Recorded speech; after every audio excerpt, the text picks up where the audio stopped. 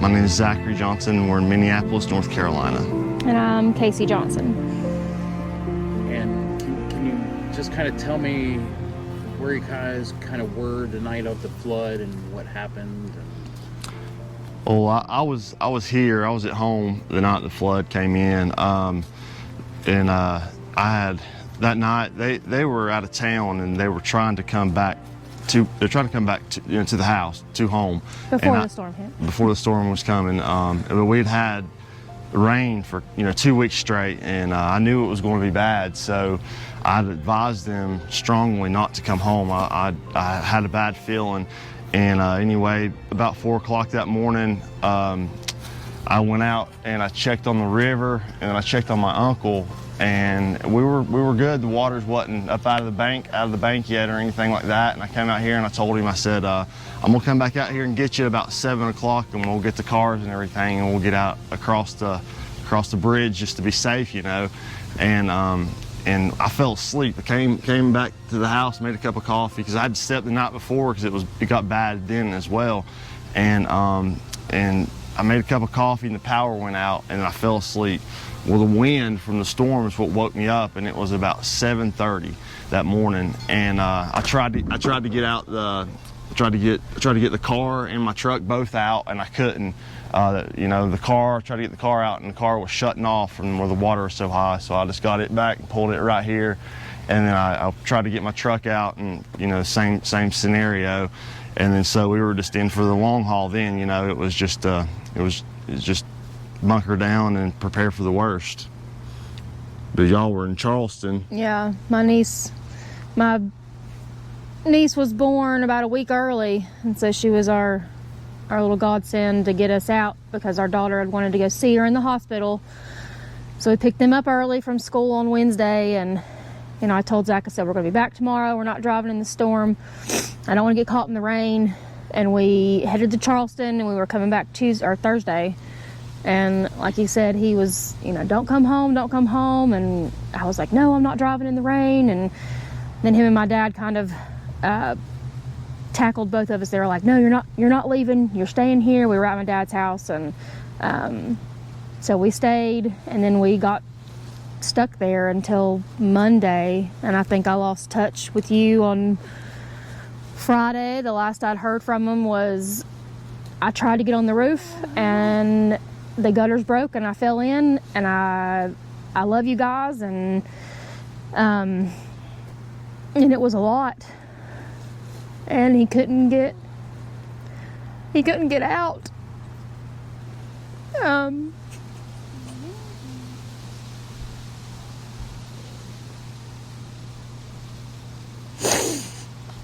When they finally got to him, I don't remember if it was Saturday or Sunday, but they just called and they said, "We've got him. He's okay."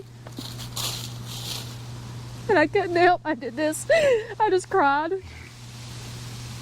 And my dad and my stepmom were like, "Oh my gosh, it's the worst." And all I could do was just give a thumbs up because he was okay.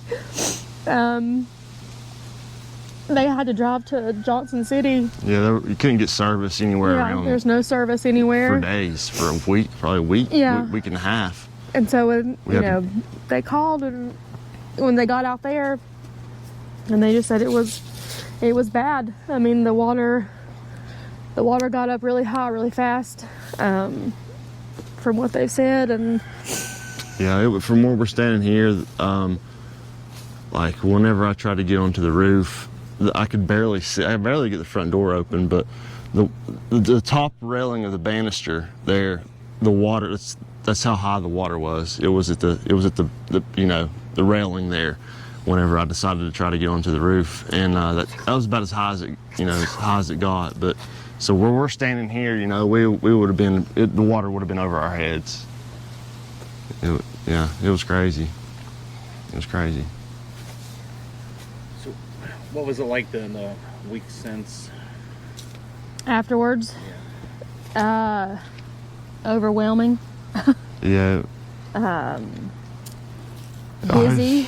Yeah, I mean, it was really just, I don't know, man. We just had my dad passed away a couple of years ago, so I inherited the house. But we bought my brother out of his half, and we just had gotten done like completely remodeling the house. So it was like, you know, we had all new furniture and appliances, you know, so all that was just, you know, basically for nothing. So it was a little bit of disheartening, you know, discouraging, and then, you know, driving around and then hearing all the other horror stories of you know, there's a family right here across from us, and they were up on the hill. You know, you think they were been, you know, just fine and safe, but their whole entire house was taken out by a landslide, and the mother of the family, she passed away, and you know, and they lost literally everything. So then I started kind of like re-seeing things like, well, dude, my family's still here. You know, I started taking things kind of,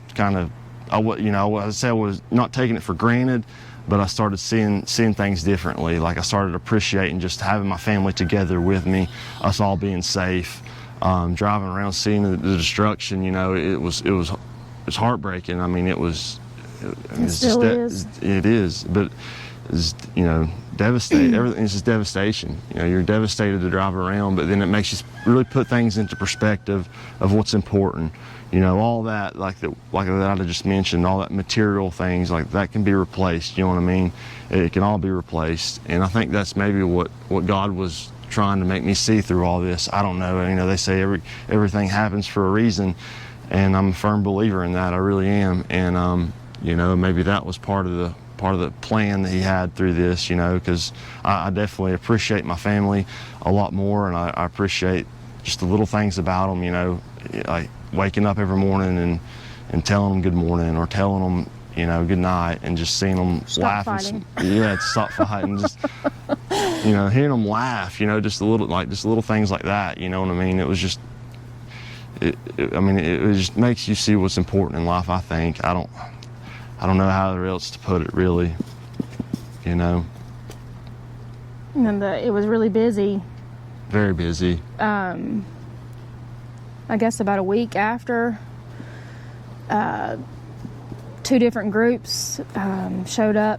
The Baptist Association showed up, and Samaritan's Purse showed up, and it was just kind of full swing. Like they came in, and where we were little by little getting stuff out of the house, and we just didn't know what to do because you're just hit with all of it. And they came in, and I mean, literally, I think they could feel how just overwhelming it was, and they, you know, helped us get everything out of the house and helped us get the walls out and get the insulation out that was soaking wet and pull up the floors and, you know, all that stuff. They helped us get a lot of the mud out from underneath the house, and they helped us dig out, you know, our building it was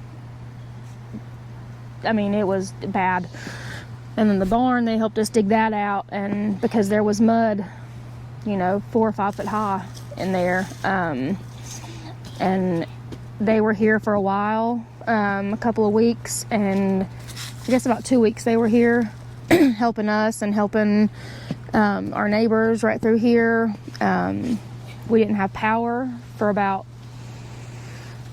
almost a month. Yeah, I think they got it turned back on. About 3.5 weeks. Yeah. You know, we still don't have water yet. We're waiting to have the water checked out, or we'll have our well checked out.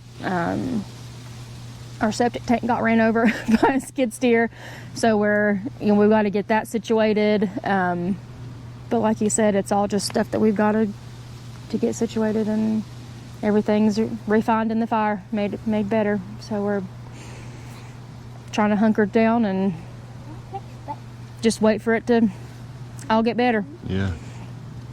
One day at a time. Yep. So how did the trailer come to be? Did anybody call you? The school that reached out? The school, they did a lot when obviously they didn't have school for about, you know, a month or so, and it was really hard for them to be here whenever we're working on stuff, because they don't know where to be, they don't know what to do. There was a lot of machines, a lot of people out here, and so the principal and the teachers, they were like, hey, we're at the school, And there's food trucks here. We've got stuff they can do. There's other kids, like teachers' kids that are here. And so they're like, bring them to us. And I would literally drop them off at 9 o'clock in the morning on the way back here. And they would stay until 5 o'clock. And I would go pick them up and then we'd go home. And they've been a really big support and just keep in touch. And their principal reached out to me and she said, hey, we've been working with this group, Masters of Disaster, and they've got some people that are up in, Ohio or Indiana or something, and, they've got a camper that they want to bring down here for you guys because we're staying in an Airbnb right now that's about 15 minutes away in Tennessee. And so, we have that for a few months, but then it's over at the end of December. And we didn't know what was going to happen at that point. And she called and she said, we've got these people and they're willing to bring you a camper for you guys to stay in, and as long as you need it, because we don't know about repairs or anything and how long they're going to last. And we just said, okay, that's things are happening and we have to humble ourselves and accept this, all the outside help, and we're beyond grateful for all of it. The kids are really excited about the camper. But that's kind of how it all came to fruition. Emily just said, hey, we've got this group and these people want to help, and here we are. So did anybody explain to you how they came to know Masters of Disaster to donate the trailer? So the couple that delivered it, they live in Indiana, Dwayne and Dodie. Their neighbor's house got hit by a tornado. Oh, wow. About 8-9 months ago. Yeah. And it was just a very small tornado that went through Indiana, right outside Cincinnati. So Masters of Disaster went out and helped take care of some issues there. And they ended up just staying in contact with them. And then when this happened and they saw we were deploying, they just wanted to help. So I guess I say that to say, it's kind of that kind of thing, right? If that tornado hadn't damaged that house a little bit, they wouldn't have Masters of Disaster. Right. Yeah. It's all the connections. Funny how it all falls together. Domino effect. Yeah. Well, and that's what we've told. God's got his hand on everything, Yeah. We've told other people you can't, even there's a lot of families and who may not have, we didn't lose our entire home like our neighbors north and south of us, that have lost everything. But and then there's other people who haven't. They might have had some yard damage or, smaller things that they don't feel like it's enough to have help. And I'm telling them, like, no, look, you've just got to take it, because if you don't take it and you don't see that, you don't, take the hands and the feet that are here to help you, that's going to help somebody else, because the other neighbor might see it and they might need something, or like just to reach out, because it's all about the problem with this area especially, mountain folk, I wouldn't say, they need humble. They're bad to ask, like, no one, growing up myself, you didn't ask for help, you know what I mean? You figured it out, you didn't say, hey, I need you, that was just a pride thing, that's just the way these mountain folk are, they're very prideful.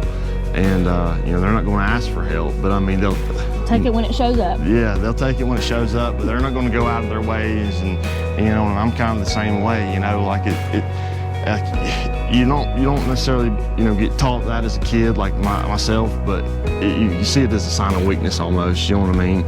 And that's one thing I've kind of had happen through this whole thing, was just like, it's humbled me to you take the help, to appreciate the help, and then in return, I hope one day I can myself be in the same situation where I can help someone in need, where I can give back, and I can be, a beacon in their lives, where they, like Samaritan's Purse and Master of Disaster, like y'all have, given us hope.